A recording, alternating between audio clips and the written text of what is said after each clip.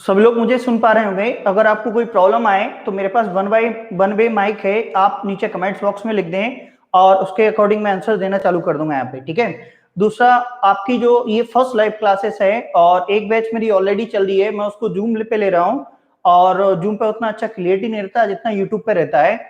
तो यहाँ पे यूट्यूब पे जो ये लाइव क्लासेस है, इसके अंदर पहली जो फर्स्ट यूनिट है रिलेशन एंड फंक्शन है, वो ना लेते हुए मैं मैट्रिक्स ले रहा हूँ, क्योंकि रिलेशन फंक्शन थ्योरेटिकल पोर्शन होता है और उसको लाइव में पढ़ाने में थोड़ा सा प्रॉब्लम रहता है। तो आपके पास यहाँ पे मैं मैट्रिक्स का स्टार्ट कर रहा हूँ। फिर भी अगर आपको कोई क्वेश्चंस आए, कोई क्वेरी आए, तो आप मुझे नीचे कमेंट बॉक्स में लिख सकते हैं। मैं कौन कौन सी बुक यूज करूंगा, एक तो मैं आर.डी. शर्मा की जो सीबीएसई में बुक चलती है ये वाली बुक यूज करूंगा, और एमपी बोर्ड के लिए जो आरबी त्रिपाठी की बुक चलती है वो भी यूज करेंगे अपन, और एनसीईआरटी की जो बुक है एनसीईआरटी की बुक वो भी यूज करेंगे। तो आप उसके लिए वे पे कर रहे हैं, आप कॉमर्स के स्टूडेंट हैं, पीसीएम के स्टूडेंट हैं, मैथ्स मेरे ऊपर छोड़ दें, वो मेरी गारंटी आपका काफी अच्छा मैथ्स हो जाएगा। तो अपन स्टार्ट करते हैं बिना कुछ बोले हुए। इस लाइव क्लासेस में अपन बात करते हैं मैट्रिक्स की। तो मैट्रिक्स जो दो चैप्टर होती हैं, एक मैट्रिक्स होता है और एक डिटरमिनेंट्स, दोनों को साथ में पढ़ना पड़ता है, दोनों अलग अलग नहीं चलते हैं। तो मैट्रिक्स में सब दूर कर दो। मैट्रिक्स में अब अपन यहाँ पे मैट्रिक्स की बात करें तो जो इक्वेशंस होती हैं, जो आपने 10th क्लास में इक्वेशंस पढ़ी है, मैं थोड़ा बेसिक पढ़ा रहा हूँ और लिखने की आप टेंशन मतलब मैं आपको व्हाट्सएप कर दूंगा। ax प्लस का b by equal to c, एक लीनियर इक्वेशन है, 2 वेरिएबल, 3 वेरिएबल भी हो सकती है, मैं इसको a1 b1 और c1 नेम देता हूँ। ऐसी एक और इक्वेशन है a2x प्लस का b2 bye equal to c2, ये आपकी दूसरी लीनियर इक्वेशन है। अब इसके जो अननोन वेरिएबल्स होती हैं, अगर मैं उसको उठा के एक नया एरे बना दूं, तो जो नया एरे बनेगा जैसे a1 a2 b1 b2, तो ये जो नया एरे बना है इस एरे को मैट्रिक्स बोला जाता है। अब इतना डीप में अभी मैं जाऊंगा, पहले मैं मुद्दे पे आता हूं। तो मैं पहले यहाँ पे कुछ टर्म लिख रहा हूं, जो आप अगर लिखना चाहें तो इसमें लिख सकते हैं। तो पहली मैं टर्म लिख रहा हूं यहाँ पे, matrix is represented by, matrix is represented by, matrix को किससे रिप्रेजेंट करते हैं, एक तो ये वाला बॉक्स होता है उससे रिप्रेजेंट करते हैं, एक ये वाले बॉक्स से रिप्रेजेंट करते हैं, और एक ये वाले बॉक्स से रिप्रेजेंट करते हैं। ऑल ओवर इंडिया में या ऑल ओवर एशिया में मैट्रिक्स के लिए ये वाला सिस्टम यूज किया जाता है। लेकिन ये क्यों बता रहे हैं, क्योंकि कभी कभी ऐसा होता है कि एग्जाम में ऐसा बना देते हैं तो बच्चे कंफ्यूज हो जाते हैं कि मैट्रिक्स को ऐसा कैसे रिप्रेजेंट किया हुआ है। तो आप बिल्कुल वहां पे लिख लें कि मैट्रिक्स को आप इन 3 बॉक्स में रिप्रेजेंट करते हैं। लेकिन सीबीएसई की बुक, एमपी बोर्ड या कोई भी इंडिया की कोई भी बोर्ड होता है, सभी जगह इस वाले बॉक्स में यूज किया जाता है। अब मैट्रिक्स की जो जनरल टर्म होती है, अब मैं उसका जनरल फॉर्म बता रहा हूं, general form of matrix. Matrix का जो जनरल फॉर्म होता है उसको अपन क्या बोलेंगे यहाँ पे, ए इक्वल टू में मैट्रिक्स को जनरल फॉर्म इस टाइप से रिप्रेजेंट किया जाता है, जिसमें यहाँ पे ये जो रहते हैं, जैसे मैं यहाँ पे एलिमेंट लिख देता हूं, इस एलिमेंट को a11 a12 इस टाइप से और भी चलता रहेगा, ऐसी a21 a22 और भी इस टाइप से a31 a32 और इस टाइप से चलते रहेगा। यहाँ पे इसकी जो साइड होती है इसको r इंटू सी बोलते हैं, और बहुत सारे लोग इसको m इंटू एन भी बोलते हैं। अब इसमें क्या क्या है, एक तो बिल्कुल आप ये चीज ध्यान रखना कि ऑलवेज कैपिटल लेटर से रिप्रेजेंट करना है। आप अगर सुन रहे हैं, लिखना चाह रहे हैं तो लिख लें, matrix always represented by capital letter. Matrix को हमेशा ही कैपिटल लेटर से रिप्रेजेंट करा जाता है, वो कुछ भी हो सकता है, capital A, capital B, capital C, किसी से भी आप उसको रिप्रेजेंट कर सकते हैं। मैट्रिक्स को हमेशा कैपिटल लेटर से रिप्रेजेंट करते हैं। आप ए भी ले सकते हैं, बी भी ले सकते हैं, सी भी ले सकते हैं, और इनको एलिमेंट बोलते हैं। ये मैं यहां पे लिख देता हूं, always represented by capital letter. इसको हमेशा कैपिटल लेटर से रिप्रेजेंट करते हैं, इनको एलिमेंट ऑफ मैट्रिक्स बोलते हैं। ये रो होती हैं, ये रो रहती हैं, और ये कॉलम्स होते हैं। तो इसको फर्स्ट में R1 बोलूंगा, ये सेकंड क्या है R2 है, और ये क्या होगा अपने पास R3। ये पहला कॉलम है इसलिए इसको मैं C1, ये सेकंड कॉलम है इसलिए C2, ऐसी C3। कॉलम को C से डिनोट करते हैं, ये कॉलम्स होते हैं और ये रो होती हैं। मैथ्स में 2 चीज होती हैं, एक फॉर्मूला बेस्ड मैथ्स होता है और एक मेथड बेस्ड मैथ्स होता है। ये मेथड बेस्ड मैथ्स है, मैट्रिक्स पूरा मेथड बेस्ड है और इसके अंदर फॉर्मूले वगैरह कुछ भी नहीं लगते हैं। ये जो रहता है इसको अपन बोलते हैं ऑर्डर ऑफ मैट्रिक्स। मैडम इसको बोलते हैं order of matrix, order of matrix बोलते हैं। इसी को साइज ऑफ मैट्रिक्स भी बोला जाता है। बहुत सारी बुक में इसको m इंटू एन लिखा जाता है। m डिनोट करता है रो को और n डिनोट करता है कॉलम को। इसको ऑर्डर ऑफ मैट्रिक्स बोलते हैं। इसी को साइज ऑफ मैट्रिक्स भी बोला जाता है, साइज ऑफ मैट्रिक्स बोला जाता है। तो आप समझ गए होंगे, ज्यादा कुछ नहीं है, मैं क्वेश्चंस पे आ रहा हूं। यहाँ पे आप एक चीज समझना, matrix is represented by, matrix को इन 3 कॉलम्स में रिप्रेजेंट करते हैं। ऑल ओवर इंडिया में फर्स्ट वाले कॉलम से रिप्रेजेंट किया जाता है। अब आप बोल रहे हो सर आपने बाकी हमको ऐसे क्यों बताए, लेकिन ऑल कभी कभी एग्जाम में ऐसा भी आ जाता है। सेकंड कंडीशंस, यहाँ पे जनरल फॉर्म जो होती है हमेशा कैपिटल लेटर से डिनोट करोगे, कुछ भी हो सकता है, X Y Z A to Z कुछ भी हो सकता है, लेकिन कैपिटल लेटर होना चाहिए। इसके अंदर के जो एलिमेंट होते हैं वो कैपिटल भी हो सकते हैं, स्मॉल भी हो सकते हैं। ये ऐसे जो रहते हैं इनको रो बोला जाता है, इस टाइप से जो लाइन रहती है इनको कॉलम बोला जाता है। अब दूसरी कंडीशंस, ये जो रहते हैं यहाँ पे इसको बोला जाता है order of matrix, size of matrix. ये जो रहते हैं इनको एलिमेंट बोला जाता है। अब एलिमेंट के नीचे आपको दिख रहा होगा A11, ये जो एलिमेंट है 1 1, ये 1 और 1 इसकी पोजीशन को डिनोट कर रहा है। तो देखिए फर्स्ट कॉलम फर्स्ट रो, मतलब 1 1 का मतलब फर्स्ट रो और फर्स्ट कॉलम का फर्स्ट एलिमेंट। अब 1 2 का मतलब होता है कि फर्स्ट रो और सेकंड कॉलम का एलिमेंट है। तो ये इस टाइप से आप इसको लिख सकते हैं। अब मैट्रिक्स के टाइप्स भी होते हैं, तो पहले मैं कुछ क्वेश्चंस ले रहा हूं, फिर मैट्रिक्स के टाइप्स भी लेंगे, जिसमें रो मैट्रिक्स होता है, हॉरिजॉन्टल मैट्रिक्स होता है, कॉलम डायगोनल मैट्रिक्स होता है, स्केलर होता है, स्क्वायर मैट्रिक्स होता है। उनकी डेफिनेशंस एग्जाम में लिखने को नहीं आती है, डेफिनेशन आपको पता होना चाहिए क्वेश्चंस के लिए। तो मैं यहाँ पे आपके पास पहले मैं इसको रब कर देता हूँ। अगर आप इसका स्क्रीनशॉट लेना चाहते हैं तो बिल्कुल इसका स्क्रीनशॉट ले लें, मैं इसको रब कर रहा हूँ और टाइप्स ऑफ मैट्रिक्स के बारे में मैं आपको यहाँ पे बता देता हूँ, फिर क्वेश्चन लेते हैं। आप इसमें बने रहें, ऑनलाइन में सबसे अच्छा प्लेटफॉर्म है यूट्यूब से। अगर आप ऑनलाइन पढ़ेंगे तो आपको इसमें अच्छा लगेगा, इस सब चीजों के लिए मैं इसको रब कर रहा हूँ। किसी को स्क्रीनशॉट लेना है तो ले सकते हैं। आपको अगर मेरे से या इसमें कुछ भी प्रॉब्लम है तो आप नीचे कमेंट्स बॉक्स में लिख सकते हैं आपकी प्रॉब्लम। चलिए, अब अगर आप डेफिनेशंस लिखना चाहते हैं तो डेफिनेशन लिख लें, मैं यहाँ पे बोलते भी जाऊंगा लिखवाते जाऊंगा। अब बात कर रहे हैं अपन टाइप्स ऑफ मैट्रिक्स की। टाइप्स ऑफ मैट्रिक्स, तो टाइप्स ऑफ मैट्रिक्स में सबसे पहला होता है रो मैट्रिक्स। देखिए नाम से ही पता चल रहा है कि जिसके अंदर सिंगल रो होती है, एक ऐसा मैट्रिक्स जिसके अंदर सिंगल रो होती है उसको रो मैट्रिक्स बोलते हैं। ये डेफिनेशंस मैं आपको व्हाट्सएप भी कर दूंगा और अभी भी समझा देता हूं। यहाँ पे आपके पास एक मैट्रिक्स है जिसमें मैंने ले लिया ABC। अब देखिए इसके अंदर कॉलम कितना है, एक कॉलम है, और रो कितनी है, 3 है, तो 3 into 1। तो ऐसा मैट्रिक्स जिसके अंदर, और मैंने आपको बताया था ऑर्डर ऑफ मैट्रिक्स को R into C से बोलते हैं, तो जिसके अंदर यहाँ पे अपने पास रो सिंगल है, एक रो है, तो इसकी 1 into 3, वो 3 कॉलम है। देखिए कॉलम 3 है, छोटे हैं तो क्या हुआ, बट 3 कॉलम है, तो ये एक रो मैट्रिक्स है जिसके अंदर सिंगल रो है और कॉलम 3 है। ऐसा मैट्रिक्स जिसके अंदर केवल और केवल एक रो होती है उसको रो मैट्रिक्स बोलते हैं। अगर आप लिखना चाहते हो लिख लें, if any matrix have only one row then it is called row matrix. आप इसका एग्जांपल समझ लें, मैं भी आप इसको व्हाट्सएप कर दूंगा जो भी बच्चे मेरे को देख रहे हैं। दूसरा कॉलम मैट्रिक्स, तो यहाँ पे कॉलम जो मैट्रिक्स होता है, कॉलम मैट्रिक्स, तो कॉलम मैट्रिक्स भी ऐसा मैट्रिक्स होता है जिसके अंदर सिंगल कॉलम होता है। जैसे आपके पास अगर अपन बात करें तो ये मैंने एक मैट्रिक्स ले लिया, इसकी अंदर रो कितनी है, 3 है, और कॉलम कितना है, 1, तो ये कॉलम मैट्रिक्स। एक बात बिल्कुल ध्यान रखना, रो मैट्रिक्स की जो हमेशा साइज होती है वो 1 into n होगी, मतलब उसके अंदर रो हमेशा 1 ही होती है।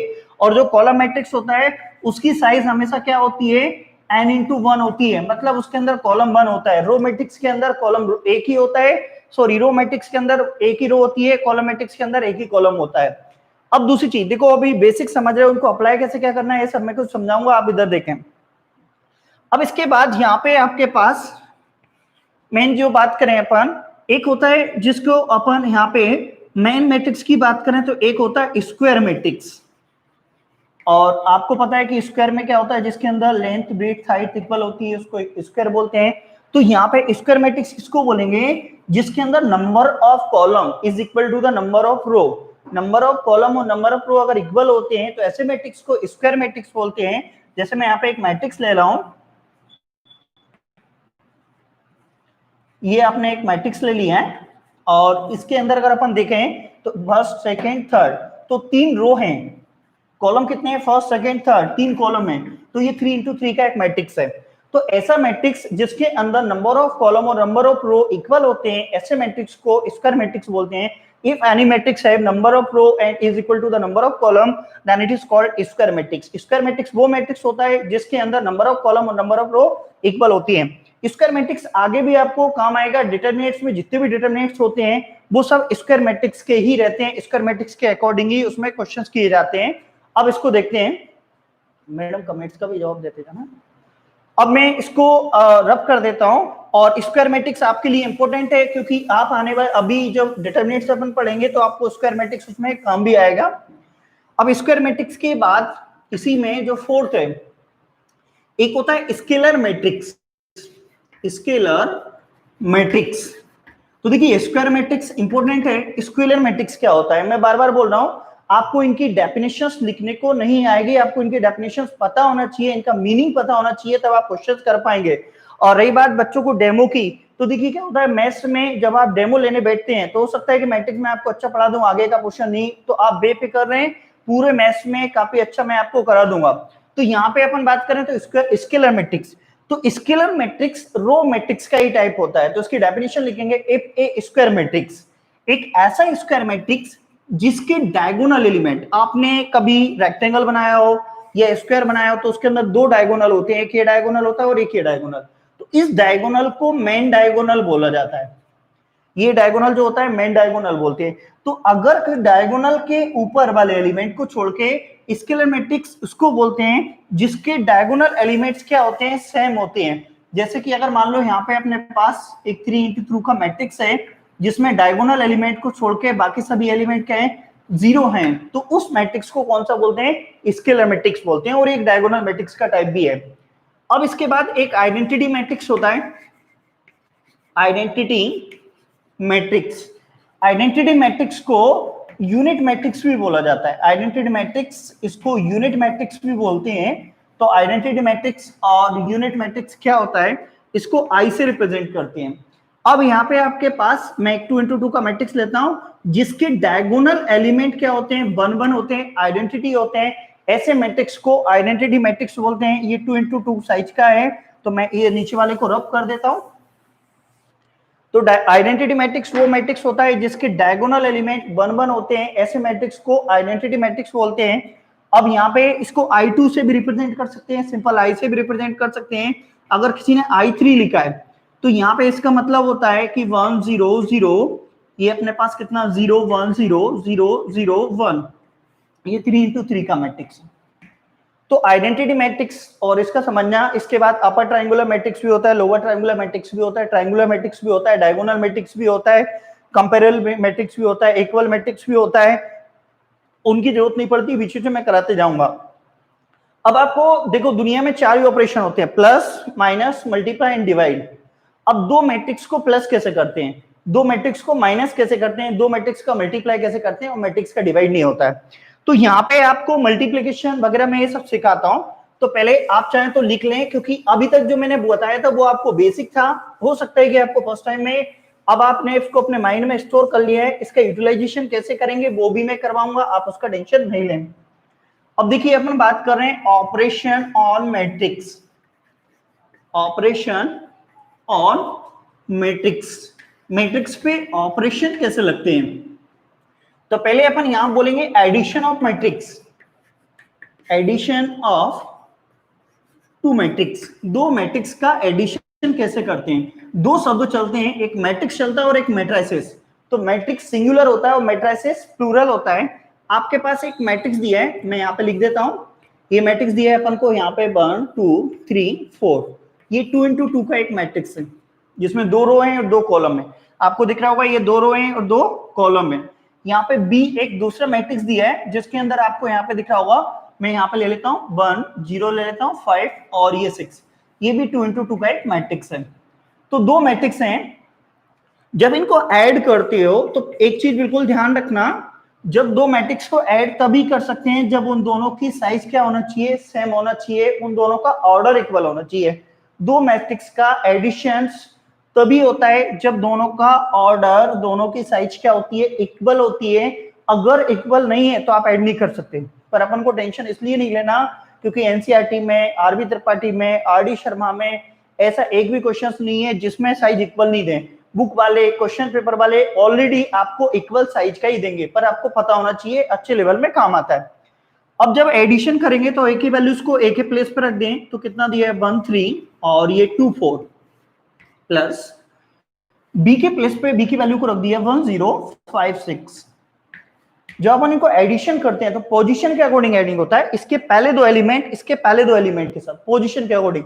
जैसे रामायण में लड़ाई होती थी, घोड़ा वाला आदमी घोड़े वाले से लड़ता था, हाथी वाला आदमी हाथी से, रथ पे बैठा हुआ आदमी रथ वाले से, तो यहाँ पे भी पोजीशन के अकॉर्डिंग एडिशन होगा। तो पोजीशन के अकॉर्डिंग, ये कोई क्वेश्चन नहीं है, एक मेथड है जिससे आपको सीखेंगे कि एडिशन कैसे करा जाता है। तो ये फर्स्ट वाला फर्स्ट के साथ मैं समझाने में भी थोड़ा इतना टाइम इसलिए ले रहा हूं क्योंकि आपको मेथड क्लियर कर रहा हूं, और जब आपको मेथड क्लियर हो जाएगी तो आप बाय द वे खुद कर लोगे। अभी मैं सिलेबस मैंने लिया नहीं है, आप एक बार मेथड समझें। तो पोजीशन के अकॉर्डिंग पहले दो एलिमेंट के साथ, अगले दो एलिमेंट के साथ आप बिल्कुल लिख दें। मैं इसमें जल्दीबाजी कुछ भी ना करें, बिल्कुल स्टेप बाय स्टेप चले। ए बी इक्वल टू में तो ये कितना हो जाएगा 1 + 1 यहाँ पे 2 और ये 3, और ये कितना हो जाएगा आपका 7 और ये 10।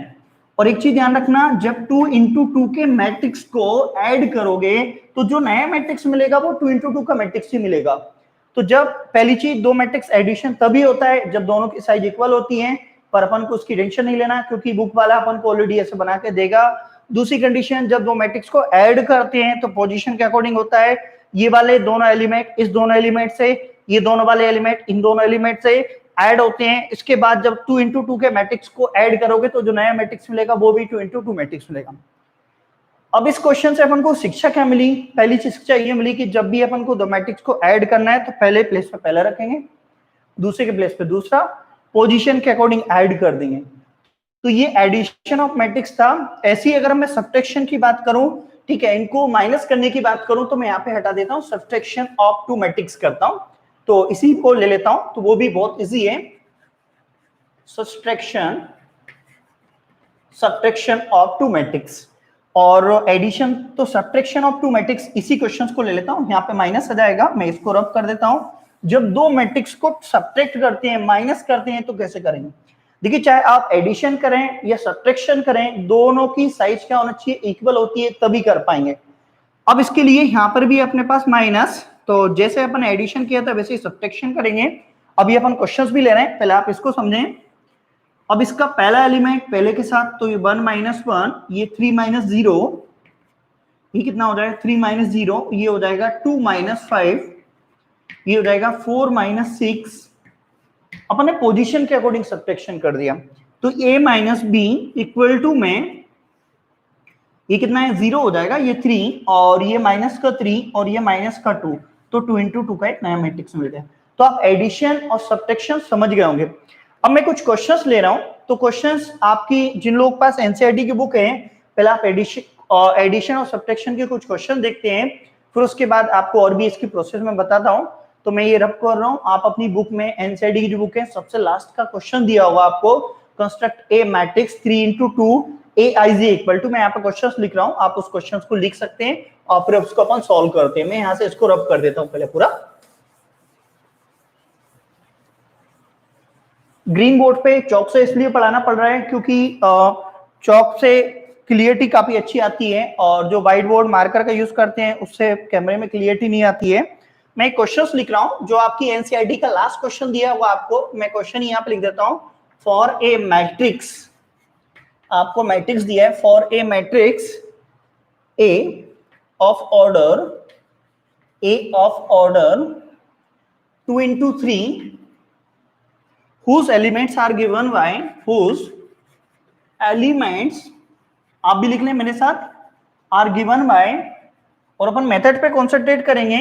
अगर आपको मेथड आ गई तो आप सभी बुक के क्वेश्चंस कर पाएंगे, चाहे आरबी त्रिपाठी हो, चाहे एनसीईआरटी हो, या आरडी शर्मा हो, कोई भी हो।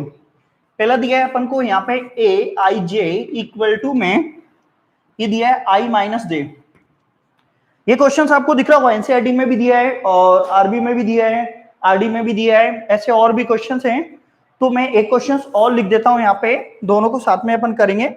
दूसरा क्वेश्चन दिया है यहाँ पे ए आई जे इक्वल टू में 1/2 मॉड ऑफ -3 आई प्लस का जे। ये आपको क्वेश्चन दिख गया होगा सभी लोगों को। अब आप देखिए क्वेश्चन बोल रहा है फॉर ए मैट्रिक्स ए, एक मैट्रिक्स ए बनाना है जिसकी साइज आपको रखना है 2 into 3। 2 into 3 का मतलब है 2 रो होना चाहिए, 3 कॉलम होना चाहिए, तो उसके एलिमेंट आपको इनसे लेना है। तो मैथ्स में जब भी आप क्वेश्चंस लिखते हो तो सबसे पहले आप सॉल्यूशन लिखोगे, मैथ्स में आंसर नहीं लिखा जाता है। मैथ्स में ये चीज पता होना चाहिए कि क्या गिवन है और क्या फाइंड करना है और कैसे फाइंड करना है टीचर सिखाता है। तो यहाँ पे फर्स्ट कंडीशंस में आप गिवन दैट में तो गिवन दैट लिखें, क्योंकि ये तो क्वेश्चन पेपर में लिखा हुआ समझ रहे हैं। तो ए आई जे इक्वल टू में ये दिया आपको आई माइनस जे। अब आपको यहाँ पे अपन क्या करेंगे 2 into 3 का मैट्रिक्स, तो यहाँ पे लिखेंगे यहाँ पे लिखेंगे लेट 2 into 3 मैट्रिक्स। तो ये ऑर्डर साइज का, इस साइज का मैट्रिक्स बनाएंगे तो उसको ए से रिप्रेजेंट करेंगे। तो इसके अंदर रो कितनी बोली है उसने? 2। पहले रो होता है, दूसरा 3 होता है, इसको आप याद रखना है। तो आर इंटू सी मतलब पहली डिजिट रो को डिनोट करती है, दूसरी कॉलम को। आरसी का मतलब होता है रवि चौधरी, ऐसे याद रख लेना। तो ये अपने पास यहाँ पे क्या हो जाएगा A11 A12 A13। यहाँ पे अपने पास कितना हो जाएगा A21 A22 A23। तो ये 2 into 3 का, देखिए रो 2 हो गई है, कॉलम 3 हो गए हैं, तो ये 2 into 3 का मैट्रिक्स हो गया है। इसको इक्वेशन नंबर फर्स्ट नेम दे देंगे। यही आपका फाइनल आंसर है। बस इसमें कमी किस चीज की है? इनकी वैल्यू निकालने की। तो इनके वैल्यू निकालने के लिए जब आप A11 निकालोगे तो यहाँ पे आपको A I J equal to I minus J, ये जो आपको गिवन है इसको एज ए फॉर्मूला ट्रीट करेंगे अपन। तो यहाँ पे जब अपन A11 निकालेंगे तो इससे कंपेयर करो, आई की वैल्यू कितनी है 1 और जे की वैल्यू कितनी 1, यहाँ पे रख दो 1 माइनस 1। ये समझो आई की वैल्यू 1 जे की वैल्यू 1, यहाँ पे रखेंगे तो 1 माइनस 1 0। ये A11 की वैल्यू मिल गई। एज इट इज मैं यहाँ पे लिख लेता हूं और आपको अब A12 निकालना है। तो जब A12 निकालोगे तो इसी फॉर्मूले में ये जो दिख रहा है इसमें बार बार इसी को यूटिलाइज करना है। क्वेश्चन में दिया होगा, ये 2 मार्क्स का क्वेश्चन आता है, सीबीएसई में भी आता है, एमपी बोर्ड में भी आता है और बहुत इजी होता है। और ये ऐसा क्वेश्चन आता है, यहाँ पे साइज चेंज हो सकती है, कभी आपसे वो 2 into 3 का मैट्रिक्स बनाने का बोलेगा, कभी 3 into 3 का बोलेगा, पर मेथड ये रहेगी ऐसा। तो यहाँ पे अपने पास जब अपन को सेकंड निकालना है A12, तो अब इससे कंपेयर करो, आई की वैल्यू 1 हो गई और जे की वैल्यू 2 हो गई है, तो ये हो जाएगा 1 माइनस 2। तो A12 इक्वल टू हो जाएगा -1। अब ऐसे ही अपने A13 निकालेंगे, तो इससे कंपेयर करो तो आई की वैल्यू 1 हो गई और जे की वैल्यू 3, तो ये कितना हो जाएगा 1 माइनस 3। मैं बार बार इस फॉर्मूले का यूटिलाइज कर रहा हूं जो क्वेश्चंस में दिया था। पहली वाली वैल्यू को आई बोल रहे हैं, दूसरी वाली वैल्यू को जे बोल रहे हैं। अब ये क्या हो जाएगा अपने पास यहाँ पे A13 इक्वल टू -2। अब ऐसे ही अपने पास यहाँ पे A13 निकालना है, A13 अपन निकाल लिया, अब A21 निकालना है। तो A21 तो इसमें अपन रखेंगे तो i माइनस जे, तो i की वैल्यू 2 हो गई, j की वैल्यू 1 हो गई, तो ये हो जाएगा 2 माइनस 1। तो A21 इक्वल टू 1 ये मिल गया। अब आपको ऐसे ही A22 निकालना है, तो A22 इक्वल टू, अब इससे आप कंपेयर करो तो i की वैल्यू 2 मिल गई, j की वैल्यू भी 2 मिल जाएगी आपको, तो ये हो जाएगा आपके पास 2 माइनस 2। तो A22 की वैल्यू 0 हो जाएगी। इसमें आपको कोई प्रॉब्लम है तो आप मुझे कमेंट्स कर सकते हैं, व्हाट्सएप पे भी लिख सकते हैं और यहाँ पे भी कर सकते हैं। अब आप यहाँ से A23 की वैल्यू निकालो, तो A23 इक्वल टू आई जी की जो वैल्यू है तो i माइनस जे, ये हो जाएगा 2 माइनस 3। तो A23 इक्वल टू में आपको मिलेगा -1। ये सभी वैल्यूज को इक्वेशन फर्स्ट में पुट कर देंगे। तो आप यहाँ पे लिखोगे put this values in equation first. यहाँ पे लिख देता हूं put this values in equation first. Equation first में आप इसके वैल्यूज को रख दोगे। तो इक्वेशन फर्स्ट आपकी कौन सी थी? ए वाली। तो यहाँ पे a इक्वल टू में ये A11 क्या है आपके पास? A11 की वैल्यू 0 आई थी, अब A12 की बात करें तो -1, A13 की वैल्यू -2, यहीं पे अपने पास A21 की वैल्यू कितनी है 1, A22 की वैल्यू कितनी है 0 और A23 की वैल्यू -1। तो ये आपका 2 into 3 का मैट्रिक्स। इस क्वेश्चन में थोड़ा सा समय लगे है क्योंकि आपको भी मेथड समझना है, सिलेबस तो आप कंप्लीट कर ही लेंगे। एक बार और समझें इस क्वेश्चन को, फिर अपन दूसरा क्वेश्चन करते हैं। ये क्वेश्चन बोल रहा है फॉर ए मैट्रिक्स, आपको एक मैट्रिक्स कंस्ट्रक्ट करना है, मैट्रिक्स बनाना है जिसकी साइज क्वेश्चन में दी रहती है। उनने बोला है कि आपको 2 into 3 साइज का एक मैट्रिक्स बनाइए, जिसके लिए आपको फॉर्मूला दिया है ए आई J equal to I minus जे। तो आप यहाँ पे मैथ्स में हमेशा सबसे पहले सॉल्यूशन लिखोगे, आंसर नहीं लिखते हैं मैथ्स में, सॉल्यूशन लिखेंगे। तो सॉल्यूशन फर्स्ट में अपन को क्या गिवन दैट है, ए आई J equal to I minus जे। अब आपको यहाँ पे 2 into 3 दिए है, तो 2 into 3 का एक मैट्रिक्स कंस्ट्रक्ट कर लोगे, मतलब 2 रो होना चाहिए, 3 कॉलम। तो A11, A12, A13, A21, A22, A23, ये 2 into 3 का मैट्रिक्स हो गया है। अब ए आई J equal to I minus जे दिया है, तो A11 निकालेंगे तो आई की वैल्यू 1 हो जाएगी, जे की वैल्यू 1, इसमें रख देंगे। अब ऐसे ही आप यहाँ पे क्या निकालोगे A12, तो इससे कंपेयर करो, आई की वैल्यू 1 हो गई, जे की वैल्यू 2 हो गई, तो आप इसमें रख दोगे तो -1 मिल जाएगा। यहाँ से अपने पास A13 भी निकाल देंगे, तो सभी एलिमेंट निकाल के क्वेश्चन फर्स्ट में रख देंगे। तो आप इस टाइप क्वेश्चन करेंगे। तो आप इसका स्क्रीनशॉट लेना चाहते हैं, बिल्कुल इसका स्क्रीनशॉट ले लें। मैं इसी का एक और क्वेश्चन करता हूँ, और ये आपको एनसीईआरटी बुक में ऐसे और भी क्वेश्चन मिल जाएंगे, सभी की मेथड सेम होती है। मैं इसको रब कर रहा हूँ और आप स्क्रीनशॉट ले लें जल्दी से इसमें। चलिए मैं इसको रब कर रहा हूँ, नेक्स्ट क्वेश्चंस करते हैं, इसी का दूसरा पार्ट करते हैं। और अभी थोड़ा सा टाइम ले रहा हूँ क्योंकि आपको क्वेश्चंस की मेथड समझना है, क्वेश्चंस कंप्लीट भी करना है, पर क्वेश्चंस की मेथड समझेंगे आप, फिर उसको कैसे करते हैं। देखिए थोड़ा सा इसको रब कर दें तो क्लियरिटी अच्छी रहेगी आपकी।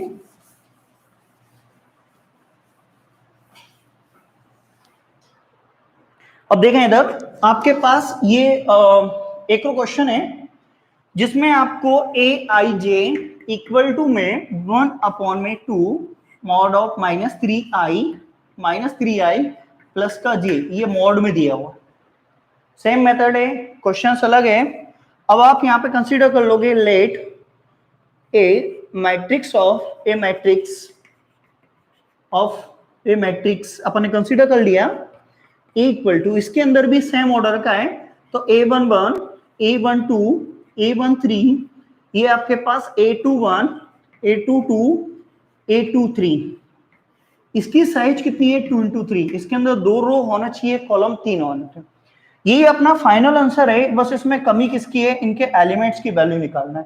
तो एलिमेंट की वैल्यू निकालने के लिए आपको फॉर्मूला दिया हुआ है, तो बस इनका यूज करके इसमें अपन रख देंगे। तो ये क्या हो जाएगा आपके पास, ए आई जे, और मैं एक बार और लिख देता हूं यहाँ पे, -3i प्लस जे।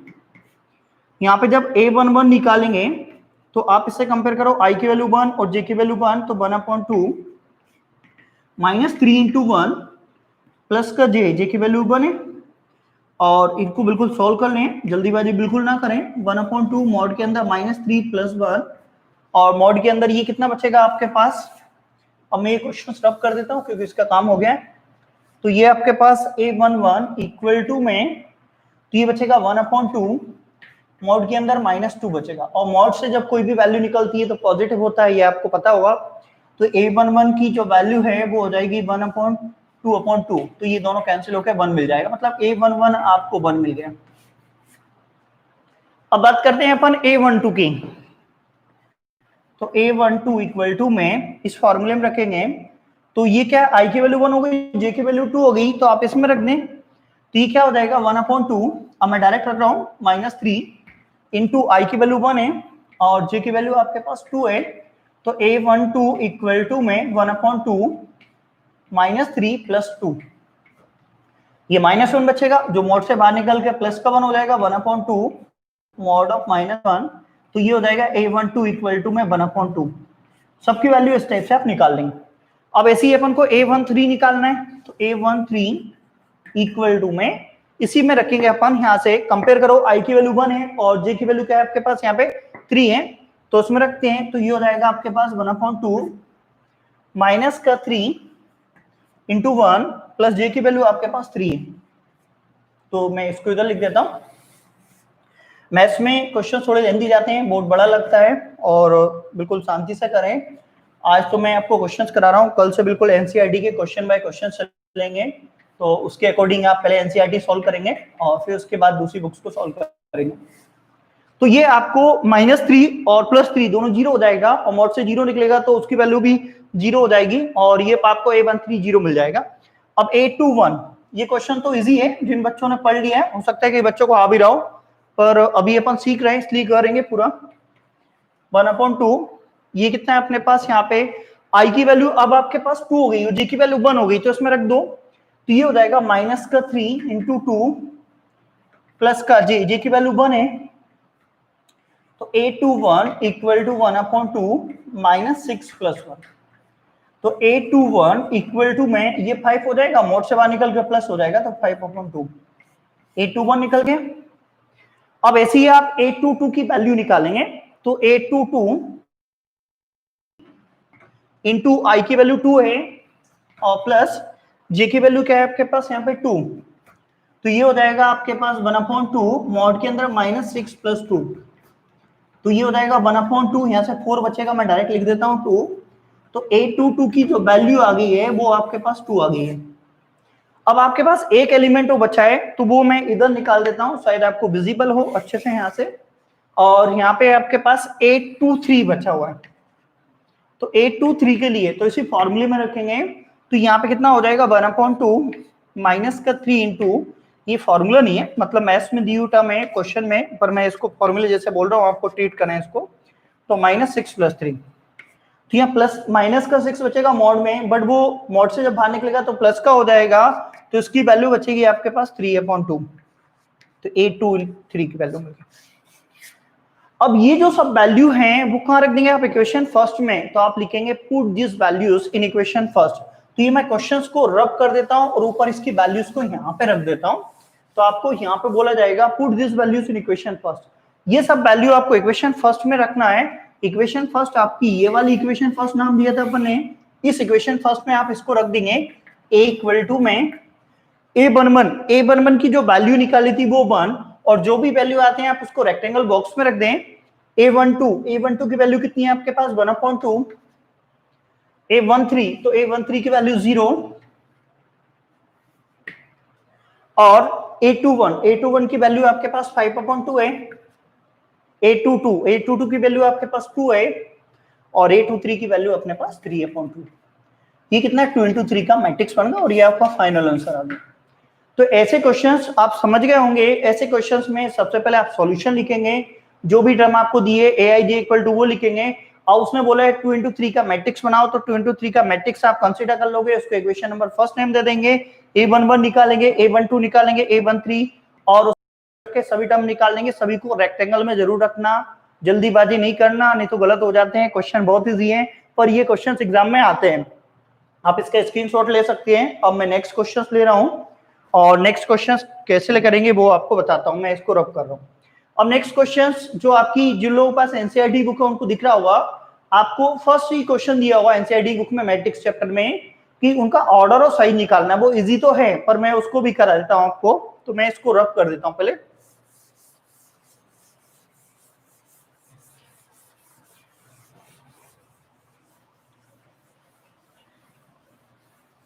आपको कोई प्रॉब्लम है, कोई क्वेश्चन पूछना है, व्हाट्सअप करें और कमेंट बॉक्स में लिखें, और आपके हर क्वेश्चन का आंसर दिया जाएगा। आप उसमें कोई भी आवाज वॉल्यूम से रिलेटेड या A to Z कोई भी प्रॉब्लम है तो आप मुझे बोल सकते हैं, हर क्वेश्चन का आंसर दिया जाएगा।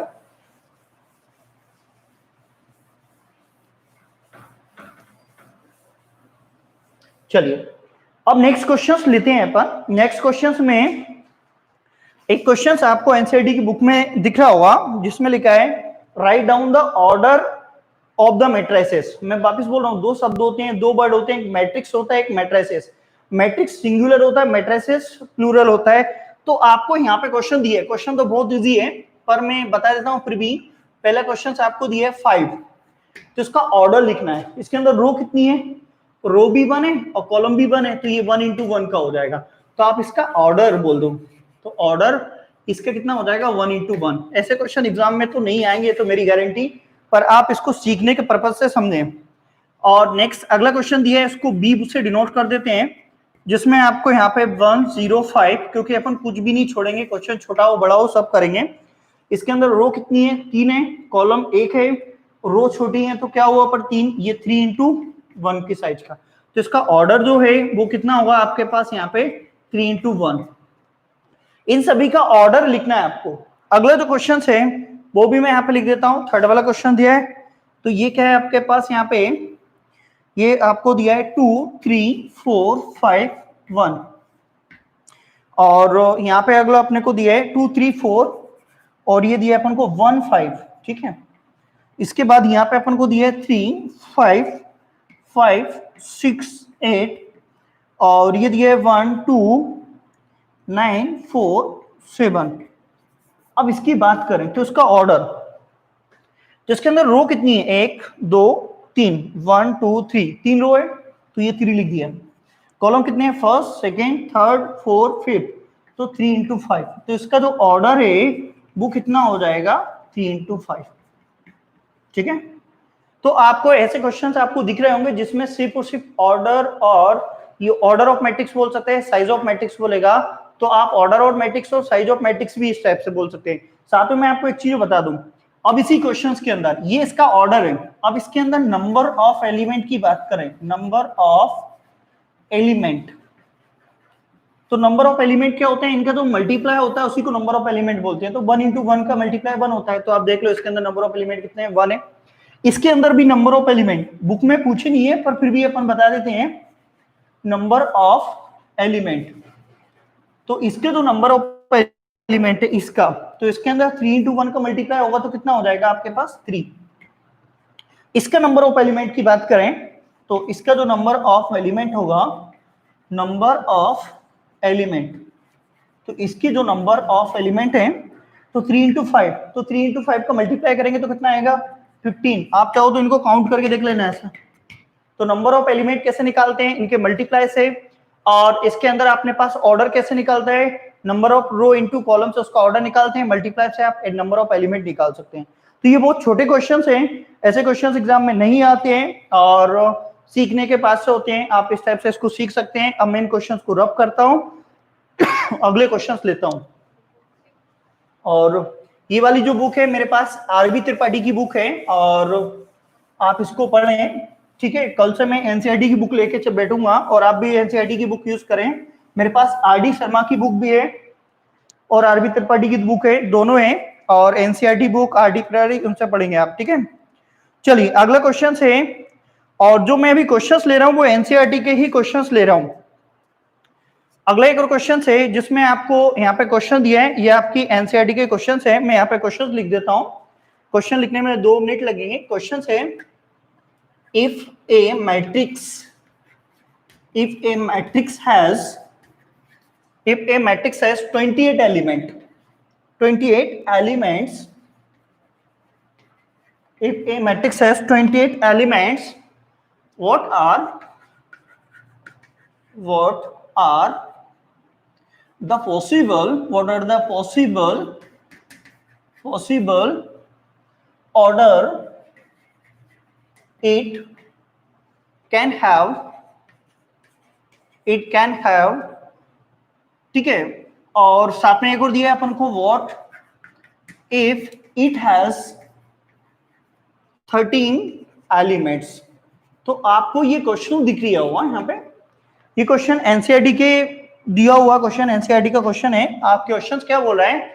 If a matrix has 28 elements, एक मैट्रिक्स है जिसके अंदर 28 एलिमेंट्स है। एनसीईआरटी में से 2 क्वेश्चन है, एक 24 एलिमेंट वाला क्वेश्चन भी दिया है और एक 28 एलिमेंट्स। तो ये बोल रहा है कि उसके पॉसिबल ऑर्डर क्या क्या हो सकते हैं। साथ में एक और क्वेश्चन भी दिया है, मतलब एक ही क्वेश्चन में 2 चीज पूछी है।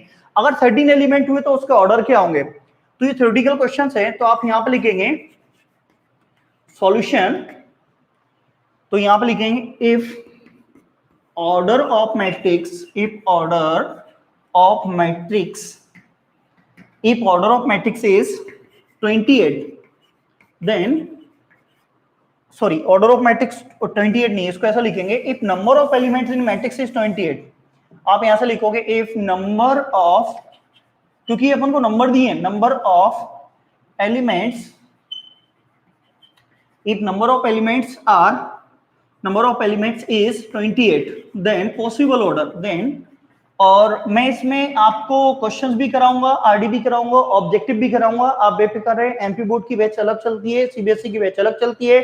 एमपी बोर्ड स्टूडेंट के लिए आरबी त्रिपाठी बुक का पूरा सॉल्यूशंस कराएंगे, और सीबीएसई वाले जो स्टूडेंट हैं उनके लिए एनसीईआरटी की बुक पहले कराएंगे, फिर आरडी के क्वेश्चंस, ओसवाल उनके क्वेश्चंस, लास्ट ईयर के क्वेश्चन सॉल्व कराएंगे, तो आप उसके लिए बेफिक्र रहें। ये क्या है, if the number of elements is 28 then possible order, तो पॉसिबल ऑर्डर क्या होगा? तो देखिए मैंने अभी आपको बताया था, जो ऑर्डर होता है उसका मल्टीप्लाई और नंबर ऑफ एलिमेंट का मल्टीप्लाई इक्वल होना चाहिए। तो 28 को आप क्या लिख सकते हैं यहाँ पे, पहले तो 28 इंटू 1 लिख सकते हैं, मतलब ऐसा एक मैट्रिक्स हो सकता है जिसके अंदर 28 रो हैं और एक कॉलम हो। उल्टा भी लिख सकते हैं, 1 इंटू 28 हो सकता है। दूसरा अपने पास यहाँ पे क्या हो सकता है, 14 इंटू 28 हो सकता है, मतलब इन दोनों का मल्टीप्लाई इतना होना चाहिए। इसका रिवर्स भी कर सकते हैं, यहाँ पे अपने पास 2 इंटू 14 भी हो सकता है, और 7 इंटू 4 भी हो सकता है, क्योंकि 7 का 4 मल्टीप्लाई 28 होता है। और यहाँ पे इसको 4 इंटू 7 भी लिख सकते हैं। और ऐसे और कौन से मल्टीप्लिकेशन होते हैं जिसमें डायरेक्ट मल्टीप्लाई करने पर 28 आना चाहिए, 14 ही होगा, और बाकी तो कोई होता नहीं है। तो ये इसके पॉसिबल ऑर्डर है। ये क्वेश्चन यहाँ तक कंप्लीट हुआ है, यहाँ से लेके यहाँ तक कंप्लीट हुआ है। ये जो क्वेश्चन बोला है, ये आगे दूसरा क्वेश्चन बोला उसने, ये बोल रहा है कि एक ऐसा मैट्रिक्स बनाओ जिसके अंदर 28 एलिमेंट हैं। तो ऐसा मैट्रिक्स जिसके अंदर 28 एलिमेंट है, तो इतने ऑर्डर पॉसिबल हैं। अब ये क्वेश्चंस बोर्ड में तो नहीं आएगा, पर आपकी जो क्वार्टरली एग्जाम होगी, हाफ ईयरली एग्जाम होगी, जो टेस्ट होंगे उनमें आ सकता है स्कूल में। आगे क्वेश्चन उसने बोला है कि and if number of elements are 13, अगर उसके अंदर नंबर ऑफ एलिमेंट्स 13 है तो उसके लिए भी लिख देते हैं if number of elements is 13 then possible order. तो देखिए 13 अगर एलिमेंट है तो उसके अंदर जो पॉसिबल ऑर्डर होगा वो 13 इंटू 1 होगा। और क्योंकि ये किसी की टेबल में नहीं आता, केवल 13 की टेबल में आता है, प्राइम नंबर है, इसको 1 इंटू 3 भी लिख सकते हैं अपन, 1 इंटू 3, दो ही ऑर्डर होंगे। तो ये क्वेश्चन है, तो आप इसको कर सकते हैं। एक और क्वेश्चन दिया है, वो भी एनसीईआरटी का क्वेश्चन है, इफ ए मैट्रिक्स हैज, तो सिर्फ यहाँ पे उसमें 24 एलिमेंट दिए हैं, if a matrix has 24 element, और यहाँ पे 13 की जगह 5 दे दिया है। तो ये क्वेश्चन आप करोगे, क्वेश्चन मैं बोल देता हूं, if a matrix has 24 elements, what are the possible order it can have. एक मैट्रिक्स है जिसके अंदर 24 एलिमेंट्स है, उसका पॉसिबल ऑर्डर क्या होगा अगर उसके अंदर 5 एलिमेंट्स है। तो ये क्वेश्चन था, आप इसको लिख लें। 2 नंबर में क्वेश्चन आपकी एग्जाम में आ सकता है, बोर्ड वगैरह में अगर आएगा तो 1 मार्क्स में ही आएगा सीबीएसई में। और अब आगे के क्वेश्चन अपन करते हैं। अब आगे के क्वेश्चन कराने से पहले मैं आपको कंपेरेबल मैट्रिक्स बता देता हूं। कंपेरेबल मैट्रिक्स क्या होते हैं, दो मैट्रिक्स को कंपेयर कब करते हैं, या इक्वल मैट्रिक्स कब होते हैं। तो पहले मैं इसको रब करता हूं और कंपेरेबल मैट्रिक्स की डेफिनेशन समझा देता हूं। इसको रब कर रहे हैं। आपको कोई प्रॉब्लम है कमेंट बॉक्स में लिखें, व्हाट्सएप पे करें, क्योंकि आप मुझे सुन पा रहे हैं, मैं आपको नहीं सुन पा रहा हूं, मैं वन वे माइक यूज कर रहा हूं। अब देखिए कंपैरेबल मैट्रिक्स क्या होता है, पहले ये समझे। कंपैरेबल मैट्रिक्स, कंपैरेबल मैट्रिक्स का मतलब होता है दो मैट्रिक्स को कंपेयर करना। तो दो मैट्रिक्स को कंपेयर कब करेंगे, और या उसको आप इक्वल मैट्रिक्स भी बोल सकते हैं, और बुक में आपको बोला होगा इक्वल मैट्रिक्स। दो मैट्रिक्स को इक्वल कब करती हैं। तो पहली चीज मैं आपको एक एग्जांपल समझाता हूं, फिर लिखवा भी देंगे 1 1। यहाँ पे आपको एक मैट्रिक्स दिया है जिसमें आपको 1 2 3 4 5 6 7 8 9 ये आपको मैट्रिक्स दिया है। इसके अंदर साइज कितनी है, 3 इंटू 3 है। इसको ए नेम दे दिया है। एक और मैंने यहाँ पे बी मैट्रिक्स ले लिया है, जिसको मैं ले लेता हूं X Y Z A B C P Q R. ये मैट्रिक्स ले लिया, इसकी साइज भी कितनी है, 3 इंटू 3 है। अब ये दोनों मैट्रिक्स को कंपेयर कब करेंगे, इक्वल कब होंगे। तो देखिए एक चीज ध्यान रखना, दो मैट्रिक्स इक्वल कब होते हैं, जब दोनों का साइज क्या होना चाहिए, इक्वल होना चाहिए। बिल्कुल ध्यान समझना, दो मैट्रिक्स इक्वल मैट्रिक्स कब होते हैं, जब दोनों का साइज क्या होना चाहिए, इक्वल होना चाहिए। दूसरी कंडीशन, उनके जो करस्पॉन्डिंग एलिमेंट्स हैं, करस्पॉन्डिंग ऐसा बोल सकते हैं कि पोजीशन के अकॉर्डिंग पहला एलिमेंट पहले एलिमेंट के इक्वल होगा, दूसरा एलिमेंट दूसरे एलिमेंट के, तीसरा एलिमेंट तीसरे एलिमेंट के इक्वल होगा। तो दो मैट्रिक्स इक्वल तभी होते हैं जैसे इसकी फर्स्ट एलिमेंट के इक्वल सेकंड एलिमेंट के इक्वल थर्ड एलिमेंट के इक्वल। अभी मैं इसको क्वेश्चन से समझाऊंगा, और ये इक्वल होंगे तो उसको बोलते हैं कंपेरेबल मैट्रिक्स बोलते हैं, उसको इक्वल मैट्रिक्स बोलते हैं। अब यहाँ पे अगर अपन इसको कंपेयर करें तो x की जो वैल्यू है वो 1 हो जाएगी, और इक्वल मैट्रिक्स को आप लिख दो a इक्वल टू b। तो इसकी कोई मेथड, मतलब ये फॉर्मूला नहीं है, मेथड है। और क्वेश्चंस लेता हूं मैं, क्वेश्चन से आपको और अच्छा क्लियर हो जाएगा। किसी कोई कमेंट्स है, कुछ क्वेश्चंस है तो आप मेरे को लिख सकते हैं, मैं आंसर देते जाऊंगा।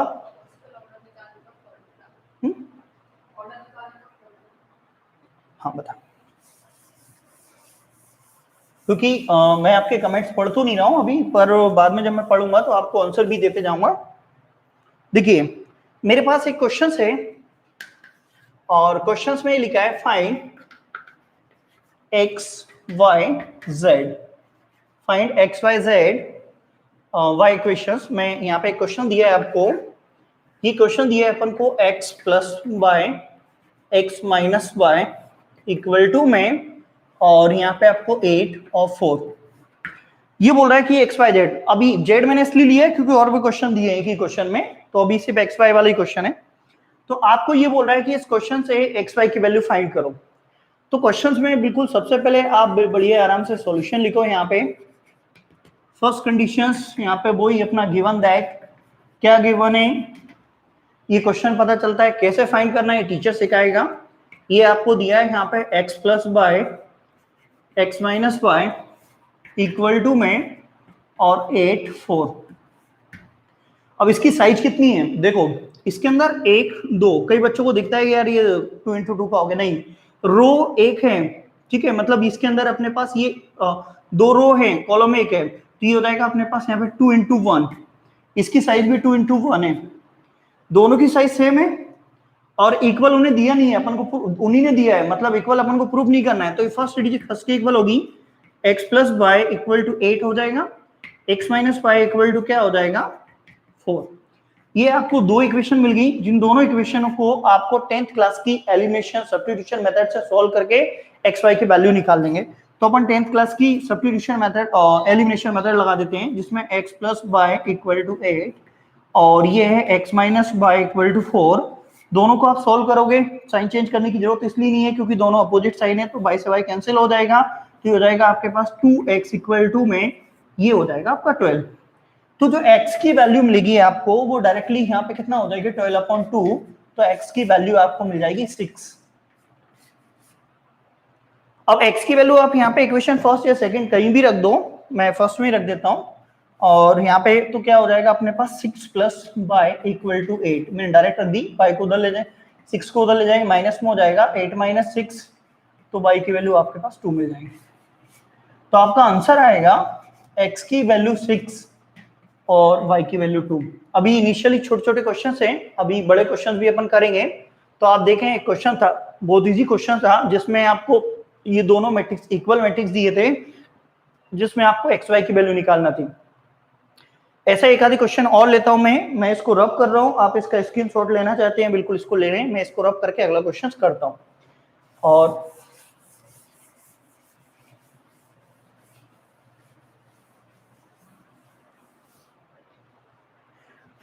चलिए अब अगला क्वेश्चन लेते हैं अपन, जिसमें भी आपको एक क्वेश्चन और ले रहा हूं मैं, और ये एनसीईआरटी का क्वेश्चन है, जिसमें आपको दिया हुआ है यहाँ पे 3x प्लस बाय और यहाँ पे 5, और ये दिया है बाय प्लस 1, और यहाँ पे अपने को दिया है 2 माइनस 3x इक्वल टू में ये कितना है आपके पास यहाँ पे 0 8 और बाय माइनस 2 और ये 4, ये क्वेश्चन दिया हुआ। अब इसमें भी आपको बोला है कि एक्स वाई की वैल्यू निकालो। तो पहले देखो इसका ऑर्डर आपको हो सकता है कि एग्जाम पेपर में लिख के देने, पर बुक में नहीं दिया होता है। इसके अंदर रो कितनी है, 2 रो हैं, कॉलम भी 2 हैं, तो इसका ऑर्डर 2 into 2 है। इसके अंदर भी रो कितनी है, 2 है, कॉलम भी 2 है, तो इसका ऑर्डर 2 into 2 है। अब मैं गिवन डेट तो लिखूंगा नहीं क्योंकि एज इट इज लिखना है, तो मैं डायरेक्ट क्वेश्चन सॉल्व कर रहा हूं।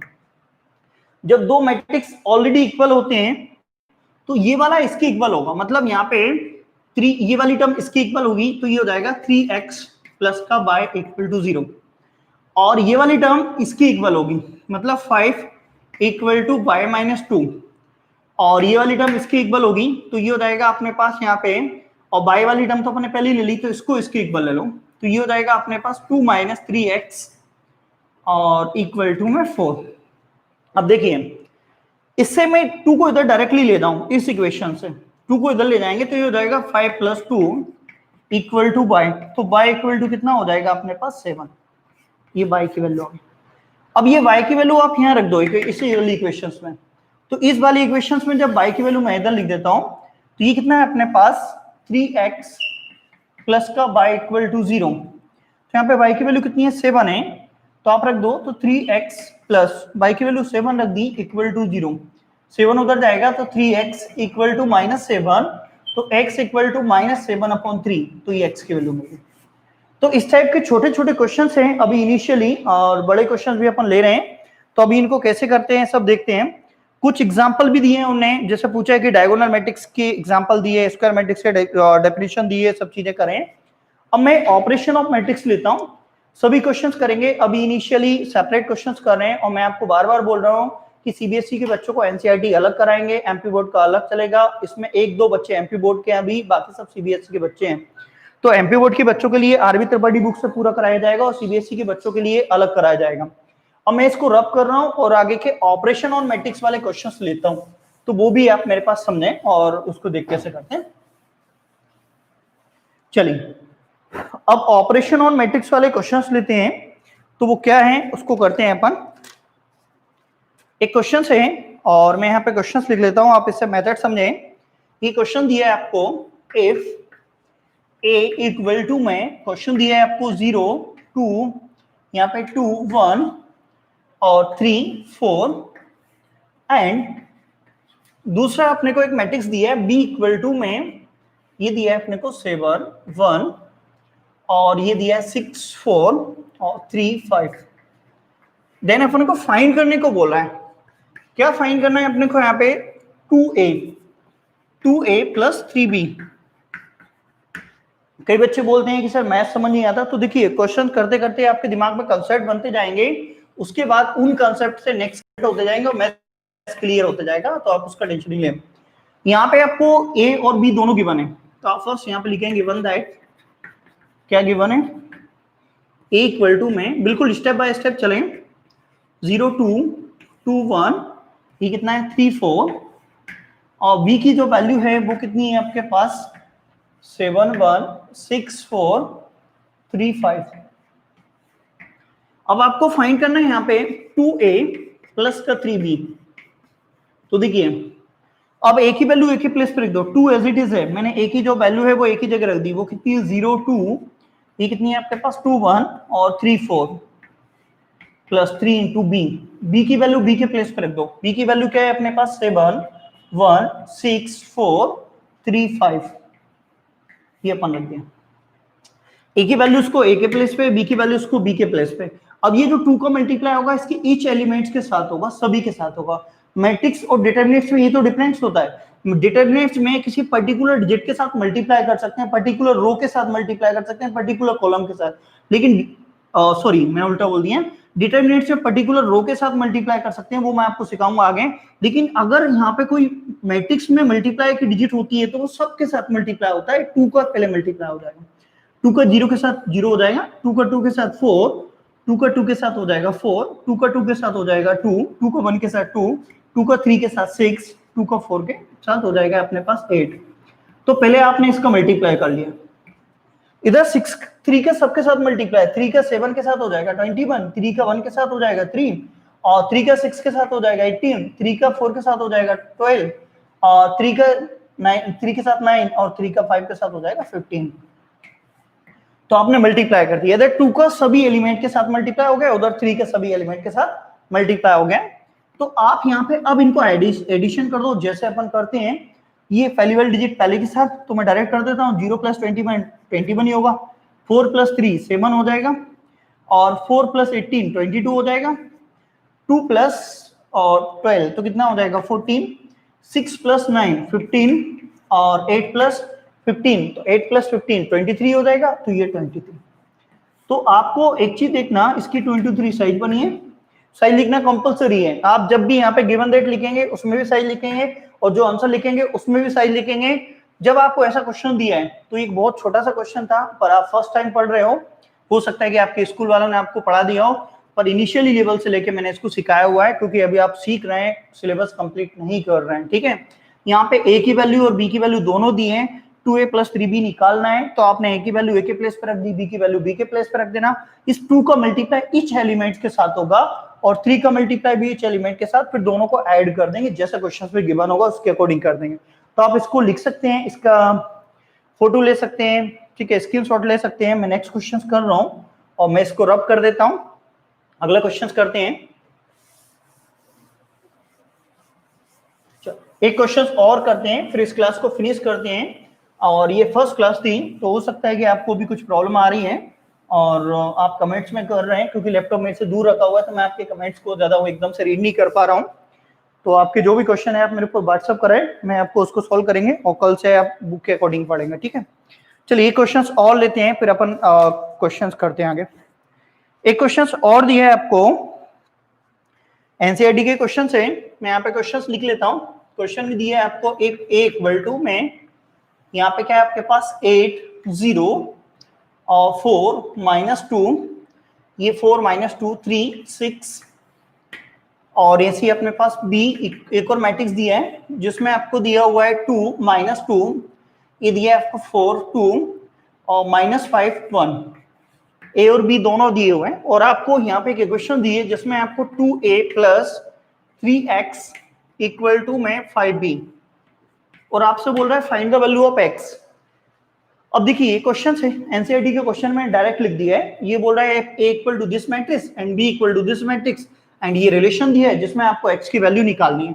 अब इसकी साइज की बात करूं तो 3 रो हैं, कॉलम इसके अंदर 2 हैं, इसके अंदर 3 रो हैं, कॉलम 2 हैं। तो जब इसके अंदर आप यहाँ पे क्या करोगे, जिसकी वैल्यू गिवन है वो रख दो।